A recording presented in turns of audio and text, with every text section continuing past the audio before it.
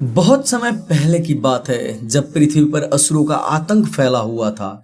इन असुरों में से एक अत्यंत शक्तिशाली और घमंडी असुर था जिसका नाम अंधकासुर था। अंधकासुर का जन्म असुरों के राजा हिरण्याक्ष से हुआ था और उसे ब्रह्मा जी का वरदान प्राप्त था। वरदान के कारण उसे यह शक्ति मिली थी कि वह किसी भी युद्ध में पराजित नहीं हो सकता और जब भी उसकी मृत्यु होने वाली होगी वो फिर से जीवित हो जाएगा। इस वरदान ने उसे अजेय और अहंकारी बना दिया था। वरदान प्राप्त करने के बाद अंधकासुर का घमंड और बढ़ गया। वह पूरी तरह से असत्य और अधर्म के मार्ग पर चल पड़ा और देवताओं को चुनौती देने लगा। उसका अत्याचार इतना बढ़ गया था कि उसने पृथ्वी और स्वर्ग दोनों पर अपना अधिकार जमाने का प्रयास किया। देवताओं और ऋषियों ने उसकी क्रूरता से त्रास्त होकर भगवान शिव से मदद की गुहार लगाई। कैलाश पर्वत पर भगवान शिव अपनी पत्नी पार्वती के साथ ध्यान में मगन थे। जब देवताओं ने आकर उन्हें अंधकासुर के आतंक के बारे में बताया तो शिव जी ने ध्यान से सुना और गंभीर स्वर में बोले, ये असुर अधर्म और अहंकार के कारण विनाश की ओर बढ़ रहा है।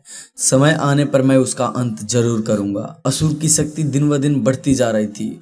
उसने अब अपनी सेना को तैयार किया और कैलाश पर्वत की ओर बढ़ने का निर्णय लिया।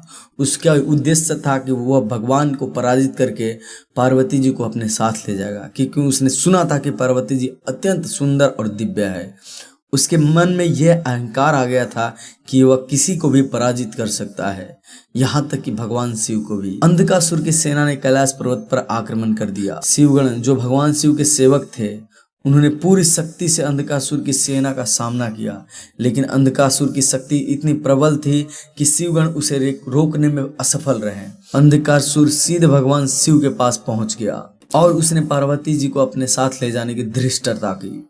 भगवान शिव ने अपनी तीसरी आंख खोलते हुए गंभीर स्वर में बोले, अंधकासुर, तुम अपने अहंकार में अंधे होकर जो कर रहे हो उसका परिणाम तुम्हें भोगना होगा। अंधकासुर ने भगवान शिव को चुनौती दी और दोनों के बीच भयंकर युद्ध शुरू हो गया। अंधकासुर के पास असंख्य शक्ति थी, लेकिन भगवान शिव की शक्ति के सामने कोई भी टिक नहीं सका आज तक। शिव जी ने अपने त्रिशूल से अंधकासुर पर आक्रमण किया, लेकिन हर बार जब वह मरने वाला होता, ब्रह्मा जी के वरदान के कारण वह फिर से जीवित हो जाता। ये युद्ध कई दिनों तक चला। हर बार भगवान शिव अंधकासुर को मारते, लेकिन वह बार बार पुनर्जीवित हो जाता। इस स्थिति को देखकर पार्वती जी चिंतित हो गई और उन्होंने भगवान शिव से पूछा, प्रभु, यह असुर बार बार मरकर जीवित हो रहा है, इसका अंत कैसे होगा? भगवान शिव मुस्कुराए और बोले, इसका अंत अवश्य होगा देवी, समय आने पर। शिव जी ने देखा कि अंधकासुर की मृत्यु केवल तभी संभव होगी जब वो अपने अहंकार और बुराई से मुक्त होगा। उन्होंने युद्ध के दौरान अंधकासुर को इतना घायल कर दिया कि उसकी शक्ति कम होने लगी। अब वो इतना ताकतवर नहीं रहा जितना पहले था। अंत में भगवान शिव ने अपनी तीसरी आंख की अग्नि से अंधकासुर को संहार किया। इस बार जब अंधकासुर मरा तो वो फिर से जीवित ना हो सका, क्योंकि उसकी शक्ति और अहंकार का नाश हो चुका था। उसका अत्याचार और अधर्म समाप्त हो गया और तीनों लोकों में फिर से शांति स्थापित हो गई।